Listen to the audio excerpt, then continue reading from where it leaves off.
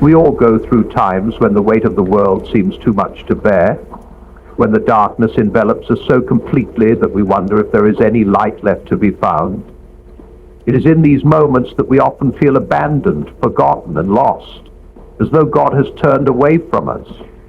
We might even find ourselves asking, where is God when it hurts?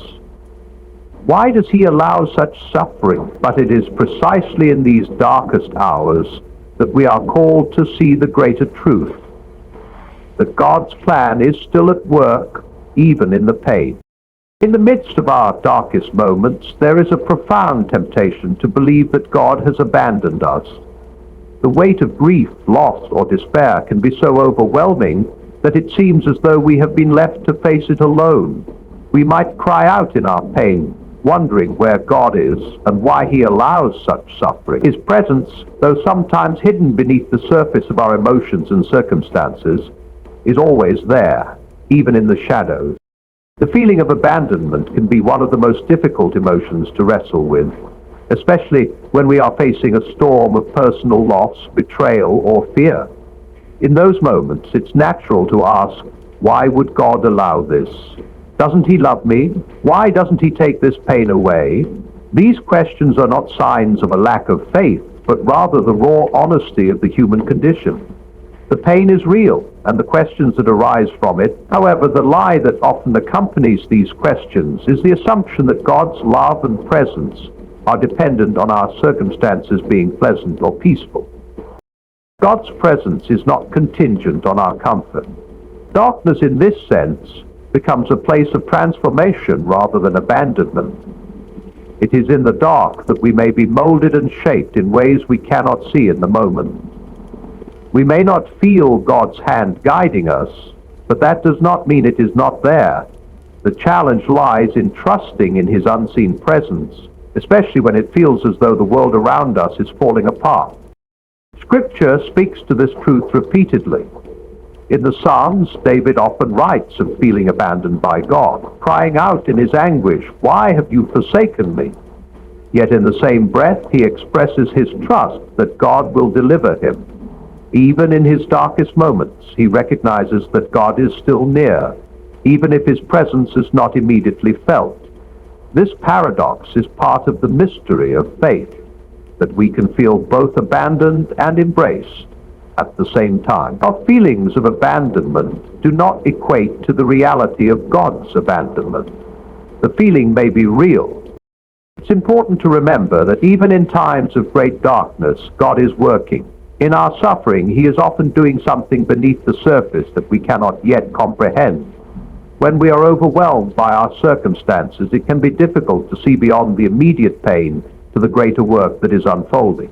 However, God is always at work in us, even when we cannot see the process of transformation is often painful and uncomfortable, but it is in those times of discomfort that we grow the most. This is where the trust comes in. Trusting in God's presence during our darkest moments requires us to let go of our need for understanding and control. We often want to understand why we are suffering, to see the purpose behind our pain, and to have a clear path forward. But God's ways are not always clear to us. His plans are often hidden from our immediate view, not because he doesn't want us to know, but because his wisdom is far greater than our own. To trust in God's presence in the dark is to trust in his goodness, his wisdom, and his love, even when we cannot fully grasp the reasons for our suffering. This does not mean that we are to pretend that everything is fine when it is not. Faith does not require us to ignore our pain or to act as though it isn't real. Quite the opposite. The Bible invites us to bring our sorrow, our doubts, and our questions to God. It encourages us to pour out our hearts to him, as David did in the Psalms, and to express our deepest anguish. God is not distant from our pain. He is with us in it. He knows our sorrow, and he walks with us through it. But as we bring our brokenness to him, we are also called to trust. There is something profoundly intimate about walking through dark times with God. In the light, It is easy to become complacent, to forget how deeply we need Him, but in the dark we are reminded of our dependence on Him. When everything else falls away, when our comfort, our strength, and our understanding are no longer enough, we are left with nothing but God. And in that place, we encounter His presence in a way. The dark moments of our lives, though difficult and painful, can become sacred ground where we meet God in a deeper, more personal way than we ever could in times of ease. Of course, this does not make the pain less real. It does not make the darkness less dark, but it does provide us with hope. We are invited then to hold on to the truth that God is with us even when it feels like He is not.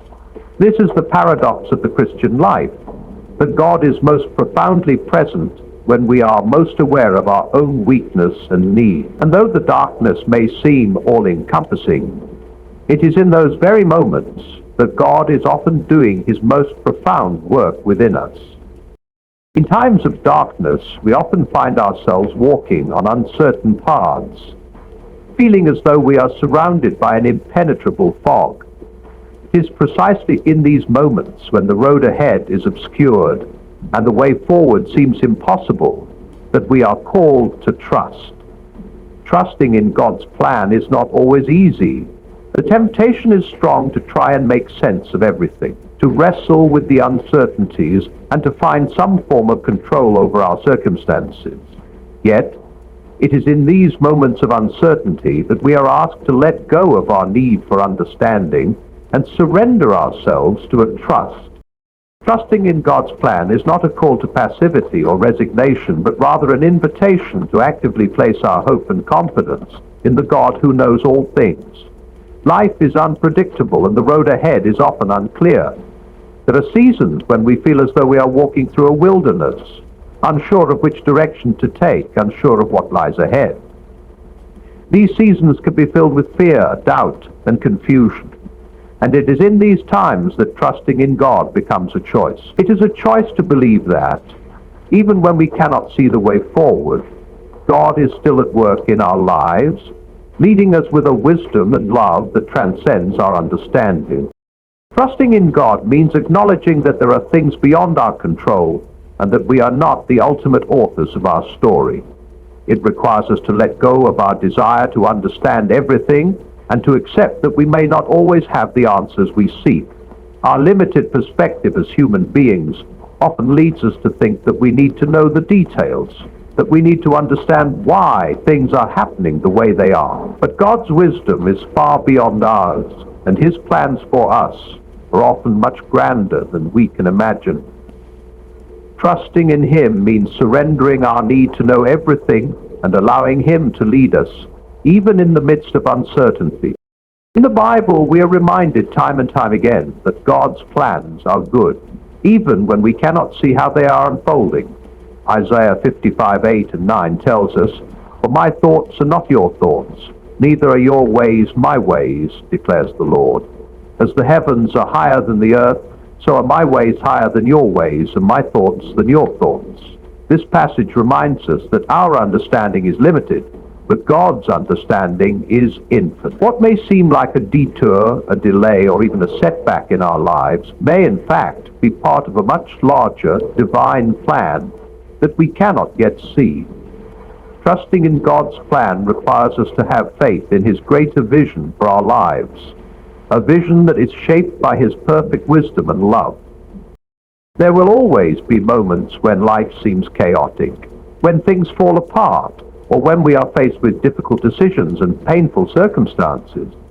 These are the times when trusting in God's plan can feel the hardest. It is easy to become overwhelmed by fear, doubt, and frustration, wondering if there is any meaning to the suffering we endure. Yet it is precisely in these moments that we are invited to lean on God's promises. We are not promised a life free from hardship, but we are promised that God will never leave us or forsake us. He is with us through every trial, every moment of uncertainty, and He is working in ways we cannot yet see. One of the most difficult aspects of trusting in God is the waiting. We live in a culture that values instant gratification and quick answers. We want things to happen now, and we want to see the results of our actions immediately. However, God often works in His own time, and His timeline is not always in sync with our own. Trust, it means believing that, although we may not see the outcome right away, God is still working in us and through us. Waiting is a refining process. Trusting in God's plan is also a call to surrender our fears and anxieties to Him. When we don't know what the future holds, it's easy to become consumed by worry and fear. But trust in God means letting go of those fears and choosing to place our future in His hands. It is a recognition that we cannot control the outcomes of our lives, but God can. He is the one who holds the future, and He is the one who will bring about what is best. Ultimately, trusting in God's plan is about choosing to walk by faith. Trusting in God's plan does not mean that we will never face difficulty. In our darkest moments, it's easy to believe that our suffering is meaningless, that the pain we endure is just a random, cruel twist of fate with no higher purpose behind it. We question why we have to face hardship, why we must walk through seasons of difficulty and trial. The weight of suffering can sometimes feel unbearable, and we may wonder how it could possibly lead to anything good. Yet there is a profound truth that often eludes us in the midst of our pain. Growth comes from suffering. It is through our darkest moments that we are shaped and transformed, often in ways we cannot fully understand at the time. Pain, though not something we seek or welcome, has a unique way of molding us into stronger, more compassionate. At its core, suffering has a way of breaking us open.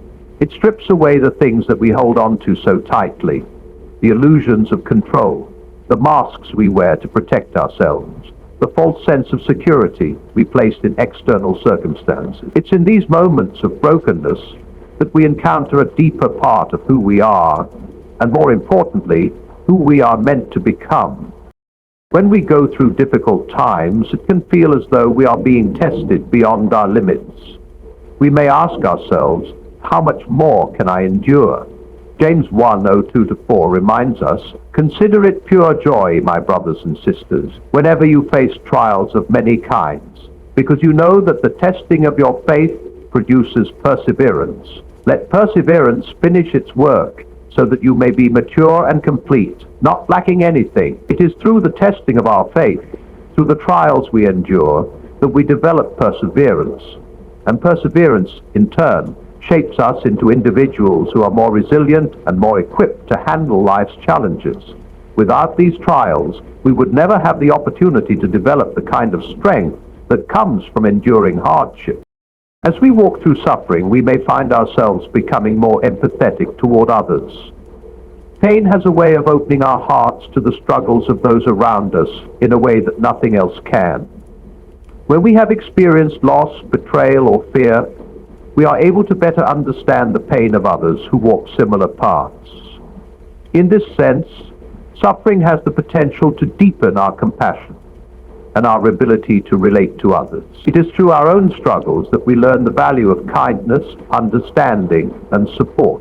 We are able to offer a kind of comfort to others that comes not from theory or textbook knowledge, but from a shared experience of pain. This growth in empathy is one of the most beautiful gifts that suffering can offer us. It connects us to the larger human experience and teaches us to love more deeply and without judgment. Moreover, suffering often forces us to confront the limits of our own abilities and understanding. When we are faced with trials that seem insurmountable, we are forced to rely on something greater than ourselves, whether that is faith, hope, or the support of others. In the process, we learn the importance of humility. We are reminded that we cannot do everything on our own, that we are not invincible, and that we need the help of others to navigate life's most difficult moments. This realization, there is also a deep spiritual growth that occurs through suffering. It is often in our moments of pain that we are brought face to face with our need for God. When everything is going well, it can be easy to take our blessings for granted and to rely on our own strength. But when we are in the midst of hardship, we are reminded of our dependence on a higher power, and we are called to reach out for divine help in ways that we might not otherwise do. Pain has a way of stripping away the distractions and the noise of life. While it may be difficult to understand, He is using our pain, our struggles, and our trials to bring about something good, something that we may not see immediately, but that will be revealed in time. It is through our suffering that God shapes us, refines us, and prepares us for the work He has for us. The process of growth is often painful, but it is always purposeful. Every moment of suffering carries within it the potential for transformation. And though the journey may be difficult, it is one that leads us to greater depths of wisdom, compassion, and spiritual maturity. It is also important to recognize that suffering is not the end of the story. The journey of growth through pain is ongoing, and while we may not see the full impact of our suffering right away, in time we come to understand that our pain has not been in vain. It has served to shape us, to refine us, and to prepare us for a future that is richer, deeper, and more meaningful. As we look back on our trials, we often see how far we have come and how much we have grown. What once seemed unbearable becomes a testament to our strength, resilience, and the power of God's transformative work in our lives. We often think of brokenness as something that disqualifies us, something that makes us unfit to fulfill God's purposes in our lives. We feel that our flaws, mistakes, and weaknesses prevent us from being used for something good, that our brokenness is an obstacle to God's plan. It is precisely through our brokenness that God does some of His most powerful work in us. The reality is that brokenness is an inherent part of being human. None of us is immune to it. It is often in the moments when we feel most broken that God's grace is most profoundly displayed. The story of the Bible is full of examples of people who were broken and yet used mightily by God. Consider the story of Moses, a man who was raised in privilege but fled in shame after committing a murder. He spent decades in exile, a broken man, until God called him from a burning bush to lead the Israelites out of Egypt. It was the very thing that made him the right person for the task. It was in his weakness, his failure, and his sense of inadequacy that God's strength was made perfect. The same could be said of David, whose own brokenness, his sin with Bathsheba and the consequences that followed, was redeemed by God in ways that were beyond David's understanding. In both Moses and David's stories, their brokenness did not prevent them from fulfilling God's purpose. Rather, it was woven into their journey, refining them and drawing them closer to the heart of God. In our own lives, we can often be tempted to believe that our brokenness somehow separates us from God's plan. We look at our mistakes, our wounds, and our weaknesses, and we feel disqualified. But God does not waste our pain. He uses it to shape us and to bring about His purposes in ways we might never expect. God is in the business of restoring what is broken, healing what is wounded, and redeeming what seems lost. When we bring our brokenness to Him, He doesn't discard us. Instead, He gently restores us, piecing us back together in a way that reflects His grace, His love, and His redemptive power. In the hands of the Creator, brokenness becomes a tool for transformation. Just as a potter shapes a vessel from clay, using both gentle pressure and sometimes firm shaping, God uses our brokenness to mold us into something more beautiful and more useful than we could ever be on our own.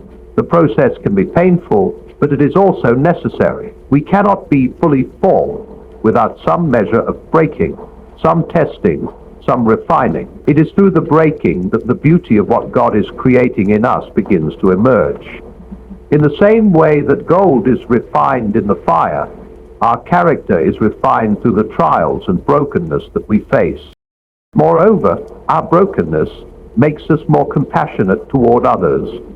When we go through difficult times and experience pain, we develop a deeper understanding of what others are going through. we are able to offer comfort and support that comes from a place of shared experience. Our brokenness connects us to the broader human experience. It teaches us to look beyond ourselves and to recognize the pain in others, prompting us to reach out and offer the same grace and healing that we have received from God. We must also recognize that brokenness doesn't mean we are unworthy of love or that we have failed in our purpose.